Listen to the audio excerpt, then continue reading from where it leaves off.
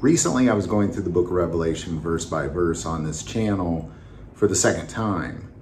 And there was a sense of urgency as I prayed to do that with God.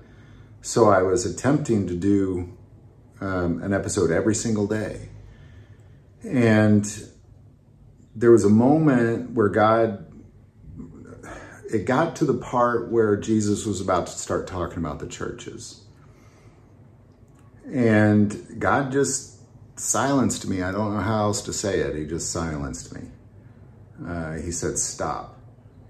And then he said to release the previous series, but as a chapter, an episode. So, because I think he has a sense of urgency.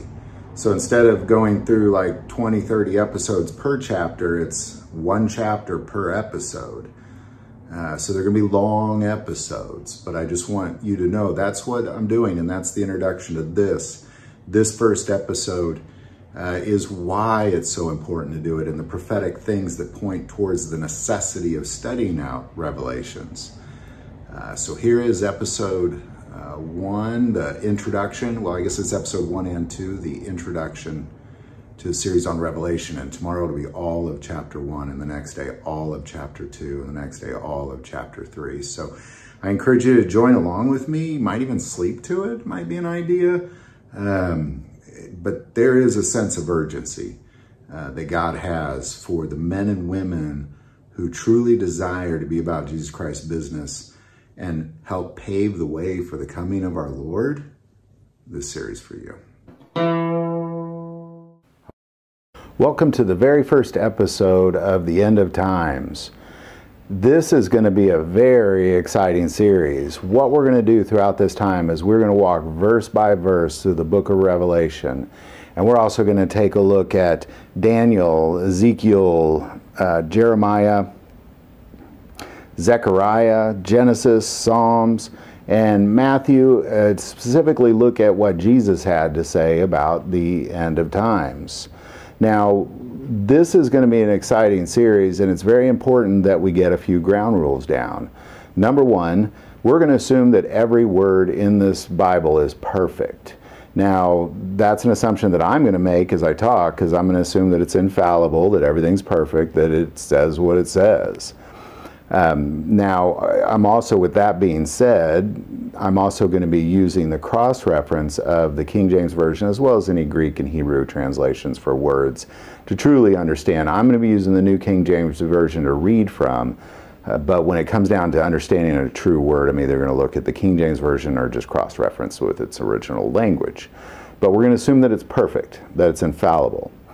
Number two is that there's three things we're going to talk about during this time. Some of them are literal. There's going to be some things that when you read it, it's exactly what it says. It is literal. And then there's also going to be some things that are figurative. And I'm going to try my best to keep that clear on which ones are literal and which ones are figurative. There's some things the Bible says, it is what it says.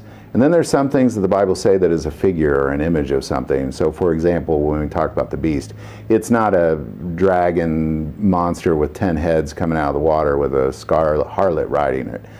It's a person.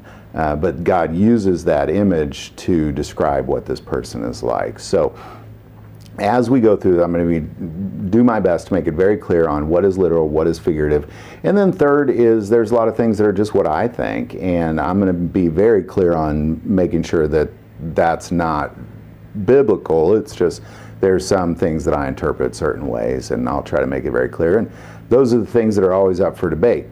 So as we get going, I also want you to truly understand that if you don't believe in this kind of thing, if you don't believe in prophecy and you don't believe in the Bible, there's going to be a lot of things you're just not going to understand.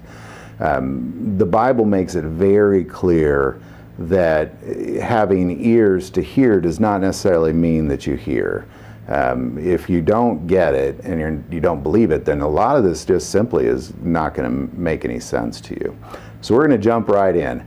Now, the number one reason, in my opinion, that it's important to study prophecy is that if you look in Revelation, I'm on Matthew 24, I'm going to jump back to Revelation real quick. On the very first page of Revelation chapter 1, verse 3, I love this. I saw this many years ago, and I read it and thought, man, I want in on that. says, "Blessed is he who reads and those who hear the words of this prophecy and keep those things which are written in it, for the time is near." Ultimately, what this is saying is, when you study out Revelation and you take the time to truly understand it, that there's blessings that are specifically for you. And again, when I first read that, I thought, I want in on that. So we're going to start this episode 1 and episode 2. We're going to look at 2 particular scriptures that, in my opinion, point towards us living in the end times, that we are that generation that'll see these things come to pass. And we'll start off by saying all generations have thought that. From the disciples on, the disciples thought they were living in the end of the age. And of course we realized they were not. Many thousands of years went by between now and then. And they were not living in the end. I'm sure people in the Crusades thought the same thing. I'm sure people in World War II thought the same thing. But there are a few things that they did not have that we do have today. One is written in Matthew 24, which we're going to talk about today. And the other is written in Ezekiel, and that one's really awesome. We're going to talk about that next time. So in chapter 24 of Matthew, Jesus just got done chewing out the Pharisees in the temple and letting them know how awful they are. And then he goes out and he talks about immediately with the disciples about how the temple will be torn down stone by stone, and that has already happened. But there's a point in verse 3 where it says, "Now as he sat on the Mount of Olives, the disciples came to him privately, saying, 'Tell us, when will these things be? And what will be the sign of your coming and the end of the age?' And Jesus answered and said to them, 'Take heed that no one deceives you, for many will come in my name, saying, I am the Christ, and will deceive many. And you will hear of wars and rumor of wars. See that you are not troubled, for all these things must come to pass, but the end is not yet. For nation will rise against nation, and kingdom against kingdom, and there will be famines, pestilence, and earthquakes in various places. All these are the beginning of sorrows.'" Now he goes on to kind of point out what tribulation is going to be like, but as he gets down to 32, and this is the verse I'm trying to get to, is that it is very clear to me that we are living in the end of the age based on what Jesus says here. And this is the parable of the fig tree, beginning in 24 verse 32. "Now learn this parable from the fig tree. When its branch has already become tender and put forth leaves, you know that summer is near. So you also, when you see all these things, know that it is near, at the very doors. Assuredly, I say to you, this generation will by no means pass away till all things are fulfilled. Heaven and earth will pass away, but my words will by no means pass away." Now, what Jesus is saying here is the parable of the fig tree. What the fig tree represents is the fig tree represents the Jewish nation. When you see the Jewish nation become a nation again, that generation will not pass away until all things are complete. In Ezekiel, in Jeremiah. In Jeremiah 24, there's a verse in 24 where God shows Jeremiah baskets of figs. There's good figs and bad figs.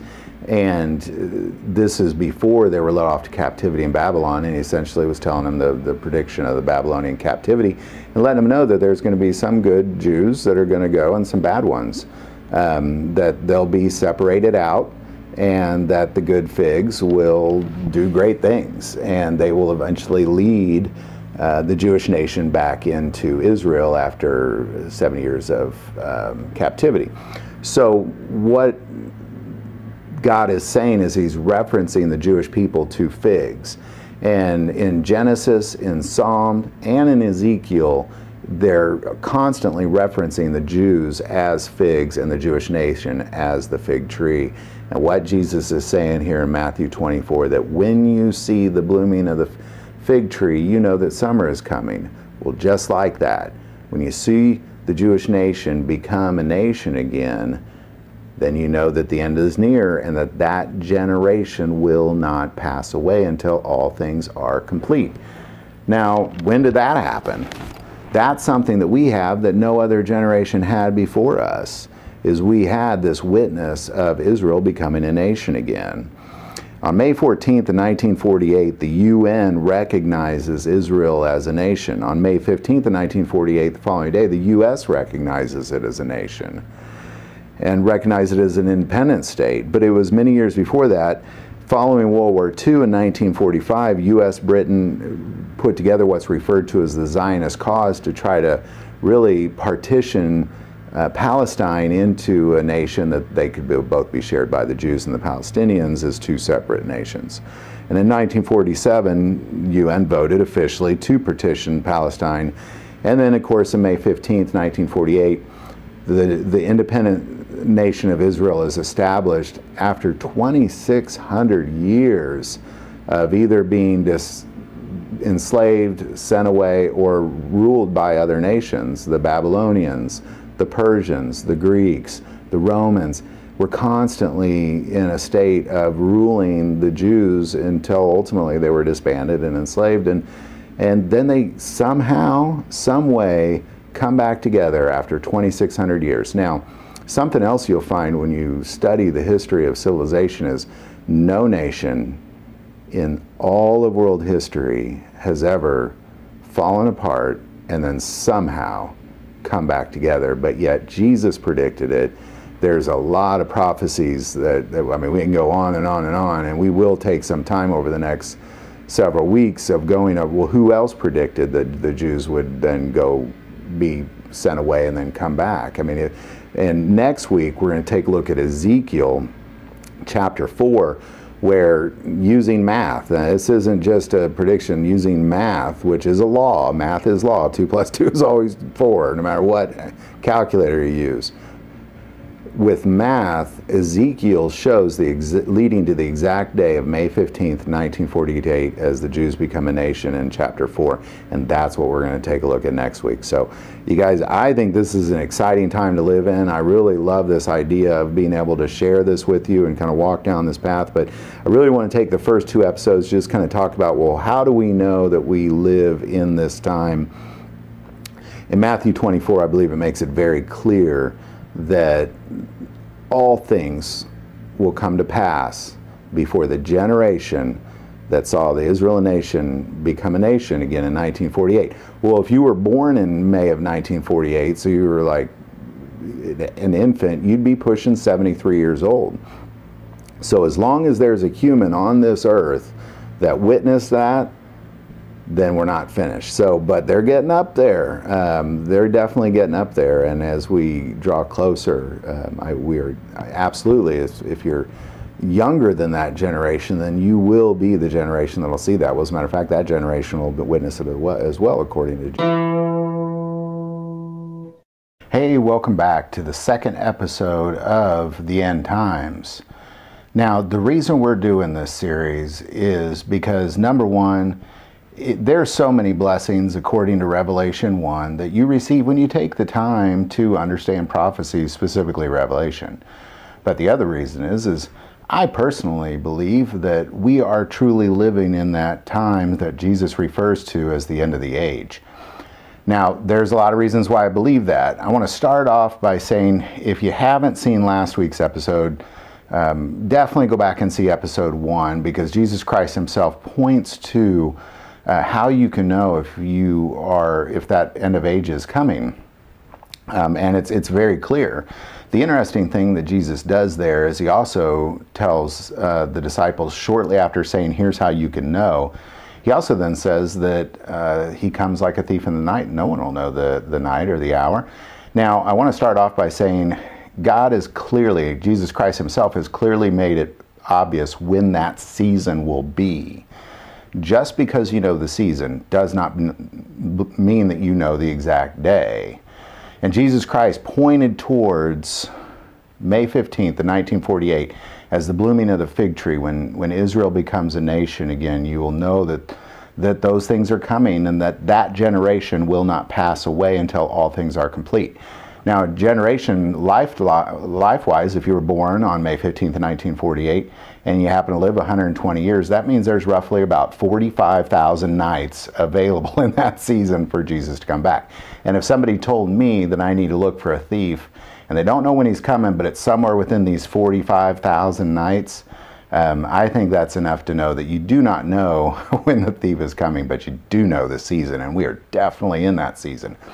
So episode 2 is going to really point towards what Jesus was saying of the blooming of the fig tree.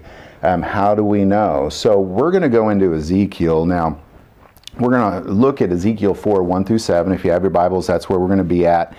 And Ezekiel lived in Babylonian captivity. So when Jeremiah had predicted through prophetic things that there would be this 70 years of captivity, Babylon came and conquered Israel and took the Jews into captivity. And Ezekiel lived through that, and he was then released, and Ezekiel was written shortly after the freedom of the Jews. Now, I want to start off, before we get into Ezekiel's prophecy on May 15th, 1948, being the day of the blooming of the fig tree. Before we get into that, I do want to say that this right here, what we're about to look at, typically kind of blows people's minds. Because after you read it and after you understand it, it's hard to believe that anybody wouldn't believe in God. I mean, how can you point to the exact day?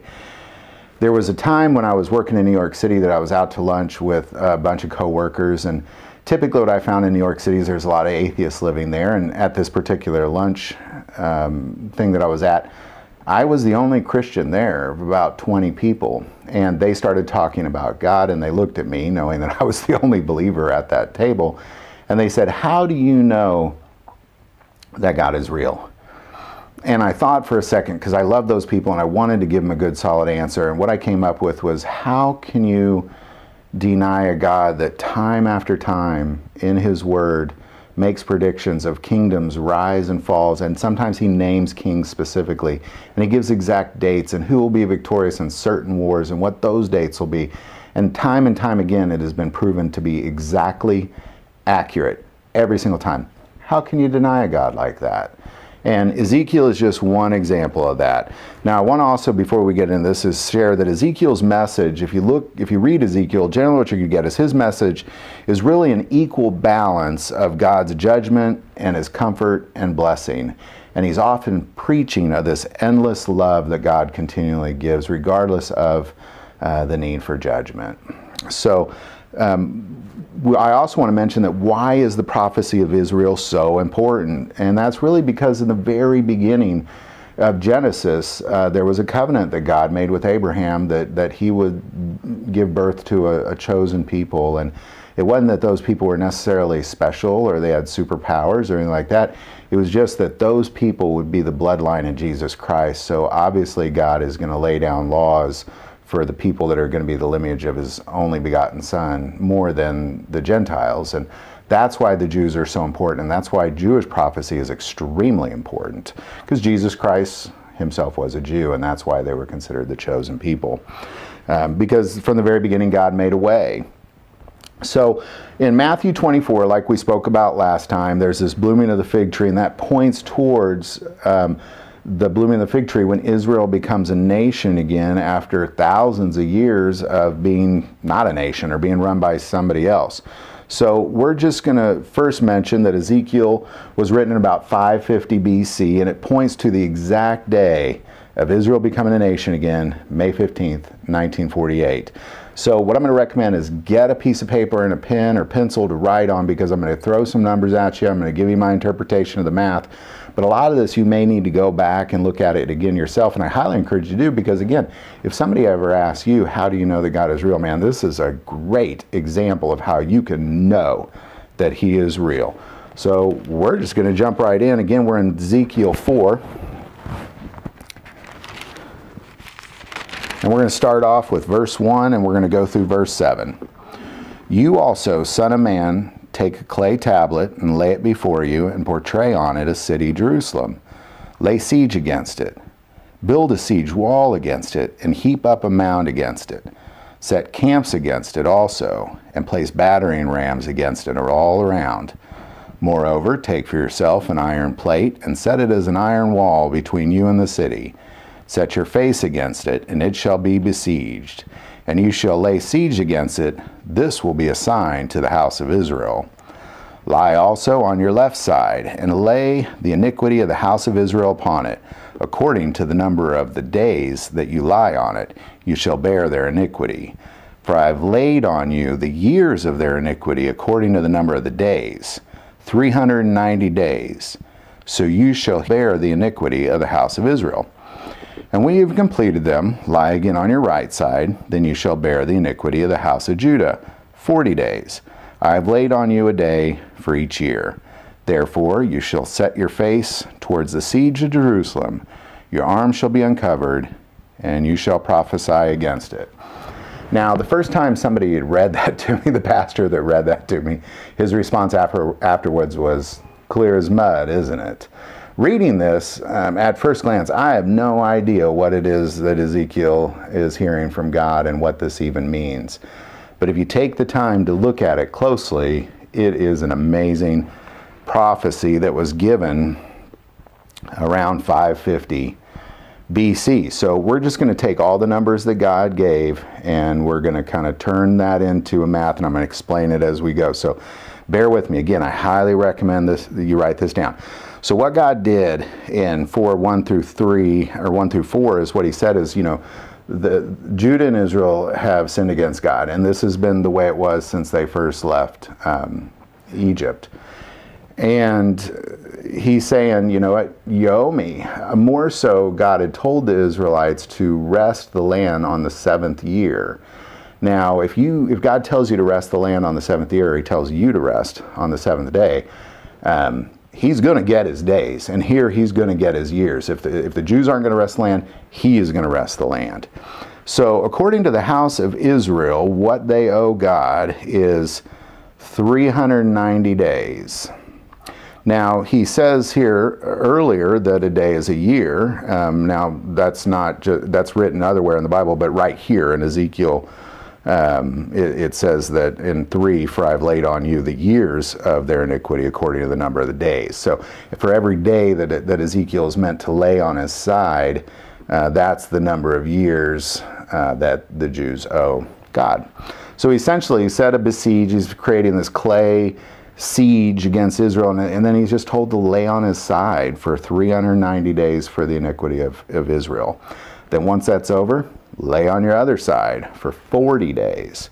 So what he's saying ultimately is that the Jews owe God 390 plus 40 days, or 40 years. So that's 430. 390 plus 440 is 430. So God's saying, you owe me 430 years, Israel.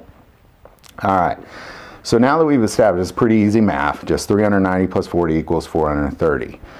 Now, what I want to say about this next is that if you look at Leviticus, twice in Leviticus 26:18, as well as Leviticus 26:27 through 28, twice God warns the Jews that if this continues, and obviously it did because it's many years later, that he is going to punish them 7 times what they owe him.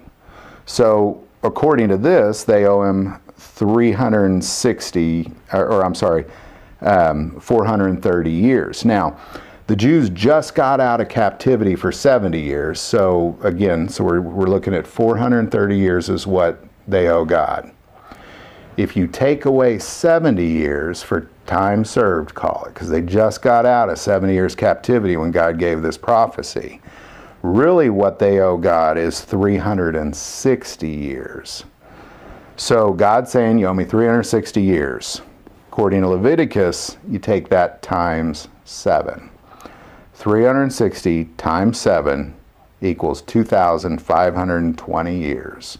So God is going to punish Israel for 2,520 years. Now, something you got to understand is that the Jews, their year was a little bit different than our year.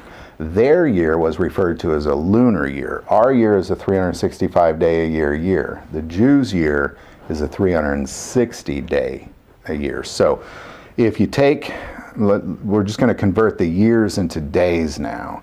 So God's saying, I'm punishing you for 2,520 years. Converting that into lunar years, that equals 907,200 days. So what God is saying is he's going to punish the Jews for 907,200 days. Now, if you then take that number and you take the exact date, and it's a very recorded date in history, when the Jews were released from captivity. Ultimately, their captivity, they were taken captive by the Babylonians, but shortly before their release, the Persians conquered the Babylonians, and then it was King Cyrus released the Jews and set them free on July 23rd, 537 BC. Now, if you go forward 907,200 days from July 23rd, 537 BC, it equals exactly the date, May 15th, 1948. And that's just math. I can't manipulate that. I can't change that. The calendar and history have all been already claimed. This is just simply an exact prediction. God told Ezekiel how long he was going to punish the Jews, and he did it to the exact date. So I'm just going to go through that one more time because I really want you to be able to go back and check your math because I don't want you to take my word for it. So again, God told Ezekiel he's going to punish the Jews for the Israelites 390 years, and then add Judah's iniquity 40 years. That gives you 430 years. Minus 70 for their captivity, that gives you 360 years. Times 7, according to Leviticus 28, that gives you 2,520 years. Take that and convert it to lunar years, 360, and convert that to days. There's 360 days per year, so essentially I'm taking 2,520 and I'm timesing it by 360. That gives you 907,200 days. Now, the way that you get from there, unless you break out a calendar and you count every day, which don't do, the way you get there from there is then July 23rd, 537 BC was when the Jews were set free by King Cyrus. And then, of course, May 15th, 1948 is when they became a nation again. There's 907,200 days between King Cyrus and release and when the UN and the US recognized the Jewish nation as an independent state in May 15th, 1948. You just simply take the 907,200 days and then you convert that back into years, our years, which is the calendar we're using for May 15th, 1948, and then you just take that divided by 365, and that'll give you the exact number of years. And again, you can go back and do the math. So, man, I tell you, I really don't understand how when somebody can see this and understand it, that they couldn't believe in God. But it's very important to also understand that Jesus himself said that just because you have ears doesn't mean you can understand it. Like, you have to believe to fully understand it. But if you believe, this is going to make a lot of sense to you. So, again, that was Ezekiel 4. I recommend that you take the time to really write that down, because if you didn't write it down, go back and watch it again. Especially if you're a believer, because if you're ever sitting at lunch with somebody and they say to you, how do you know? Man, it's math. It's a law. Like, you can't change math. 2 + 2 is always 4, and 907,200 days, they just lead to the day. May 15th, 1948, and there's nothing anybody can do to change that. Both those dates are recorded in history, and there's exactly 907,200 days between those two events. So again, man, thank you for taking the time. This was mostly to show that this blooming of the fig tree has occurred, and just like to the exact date that God said it would occur to Ezekiel. And I really want to kind of emphasize, do go back and even like I have it written down actually physically in my Bible in that verse. So no matter where I'm at, when I'm at, I always have my Bible on me so I could break this verse out. I believe next time we are going to get into the rapture of the church next, because I want to point towards that. That's a big question mark on a lot of people's minds, and I want to talk about, well, before we get into what's about to happen, let's talk about what is going to happen in the church.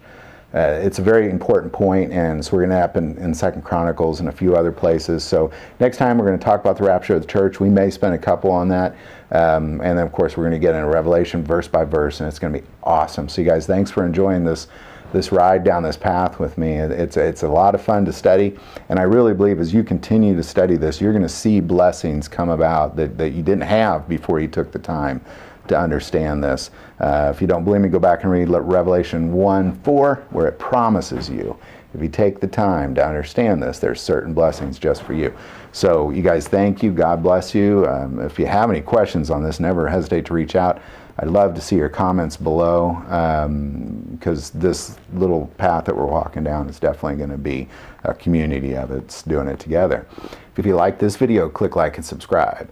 If you feel called to support our channel to Patreon, that link is below. But the most important part of this channel is we take prayer requests, so never hesitate to send that in. Thank you for watching this episode of God, Family, and Guns. And as always, love God, love your family, and love guns.